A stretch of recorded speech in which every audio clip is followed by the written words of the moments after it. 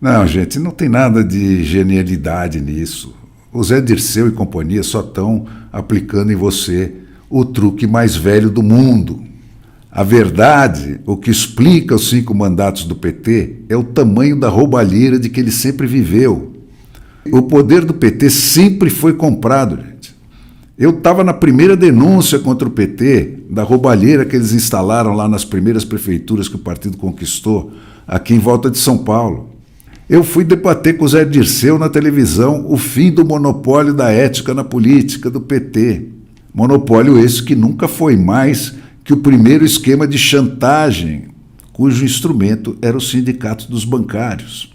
O mensalão, gente, primeiro comprou e depois fez o Congresso refém dos seus próprios corruptores.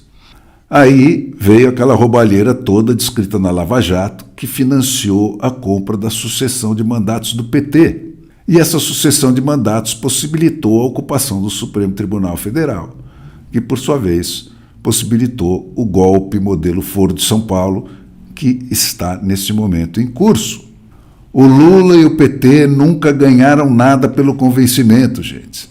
É sempre pela trapaça, pela corrupção, pela chantagem e pela violência que ele sobe na vida.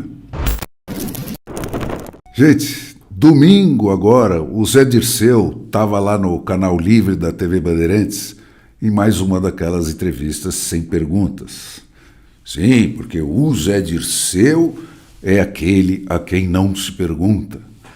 Ao Zé Dirceu ouve-se embevecido. Ele é tratado como um oráculo, o homem sem passado, a suprema inteligência. E aí ele veio com uma conversa para explicar as 5 eleições do PT. A classe operária se teria educado, as minorias teriam tomado consciência da opressão em que elas vivem e por aí afora. Papo furado, gente. A única luta de classes real, desde que o mundo é mundo, é entre os poucos que são sustentados pelos muitos e os muitos que sustentam os poucos. Na versão moderna, os que são sustentados pelo Estado e os que sustentam o Estado. A Brasília, que tem a maior renda per capita do país e não produz nada, e o resto do país que trabalha em dobro para sustentar essa renda. Da relação dos reis absolutistas e das suas cortes com seus servos, gente, e dos ditadores de hoje e dos seus oligarcas com a massa de manobra deles, nada mudou. É sempre um dono de todos os meios de produção e os seus cúmplices, controlando os muitos com mão de ferro. Na vertente benévola, concedendo ou retirando desses súditos o direito de trabalhar por uma merreca. E na vertente dura, condenando os hereges à fogueira ou ao tiro na nuca. Tanto a versão antiga quanto a moderna, gente, o esquema todo se apoia na ideia de um pecado original, que todo mundo nasce com, e do qual somente o Papa da vez tem o poder de te indultar. Esse departamento do pecado original é independente daquele outro dos mandamentos de Deus. Esses sim traduzem basicamente aquelas noções de justiça e decência com que de fato todo mundo nasce. Esses sim são acatados como a lei do povo, fazem sentido, são socialmente positivos, e quem não acata sabe que é um criminoso. O pecado original não. Esse vem do campo do insondável. Esse vem do oráculo a quem se não interroga. Esse vem da urna que não se pode contestar. E é nele, feito dogma, que sempre se agarra e sempre se agarrou o poder de mandar e de ser sustentado pelos outros, que nada na natureza justifica. O que mantém vivo e respeitado o dogma é a certeza e a violência da punição terrena para quem desrespeitá-lo. É essa a mecânica de funcionamento da ideologia woke, a versão moderna aí da doutrina da fé. Antes era o Santo Ofício, agora é o consenso de Davos, são os oráculos do globalismo, ou sei lá o quê, né, que declaram irremissíveis esses pecados originais com que todos nós, pobres mortais, nascemos.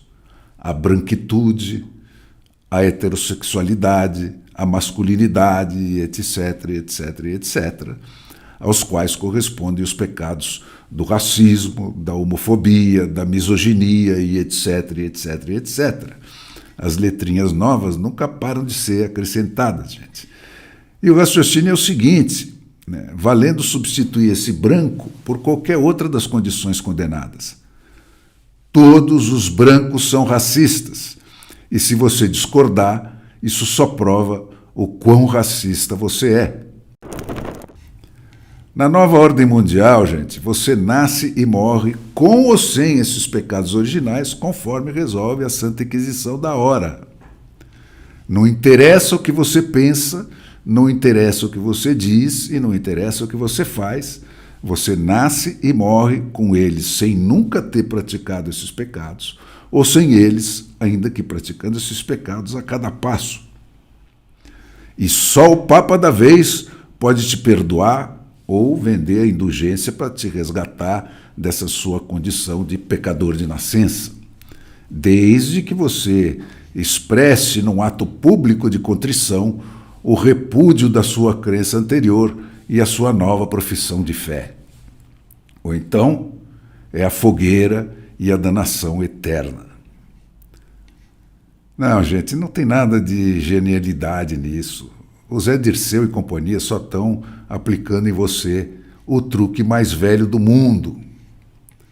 A verdade, o que explica os 5 mandatos do PT, é o tamanho da roubalheira de que ele sempre viveu. O poder do PT sempre foi comprado, gente. Eu estava na primeira denúncia contra o PT, da roubalheira que eles instalaram lá nas primeiras prefeituras que o partido conquistou, aqui em volta de São Paulo. O caso CEPEM, né, que era uma sigla para Consultoria para Empresas e Municípios, pertencente a esse Roberto Teixeira, que é o dono do apartamento onde o Lula morou a vida inteira e que viria a ser, vejam vocês, viria a se tornar o sogro do Cristiano Zanin. Era um esquema absolutamente banal, gente. As prefeituras petistas cobravam imposto a mais das empresas.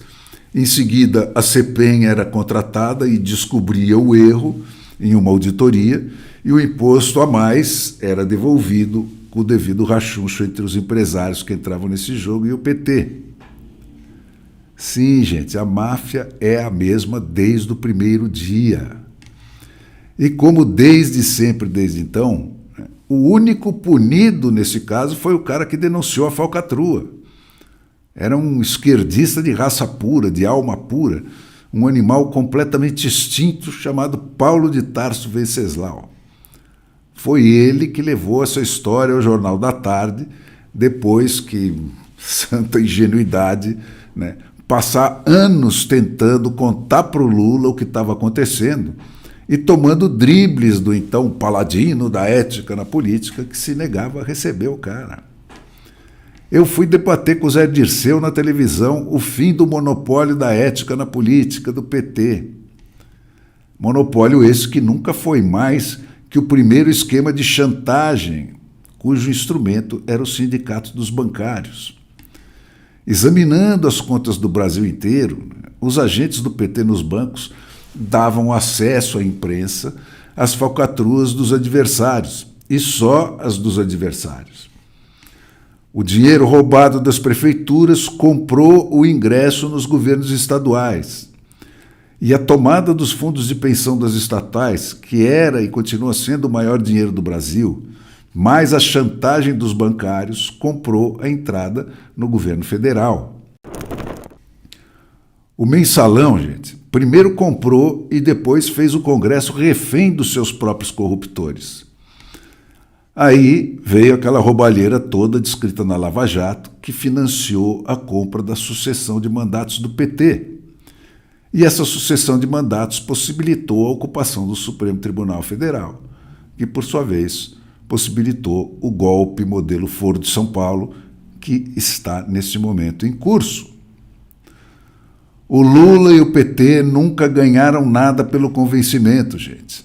É sempre pela trapaça, pela corrupção, pela chantagem e pela violência que ele sobe na vida, numa sequência aí que se repete numa espiral cada vez mais alta e mais abrangente. Até hoje, cada votação estratégica para a consolidação do poder absoluto do partido, como essas aí da reforma tributária e do PL da censura, que são as bolas da vez, tem um dilúvio de dinheiro no Congresso. Nem uma palavra, nem um discurso para convencer. É compra pura. E isso, gente, não tem nada de revolucionário, não tem nenhum refinamento especial nessa falcatrua. Nós estamos lidando com um bando de espertalhões que hoje podem se mancomunar com os trapaceiros como eles, espalhados aí pelo mundo, né, e frequentando os fóruns que a ingenuidade das democracias ocidentais criou na sequência da hecatombe da Segunda Guerra Mundial, né, e que se lambem e se protegem uns aos outros, enquanto eles tratam de aplicar, cada um no seu terreiro, o golpe mais velho do mundo.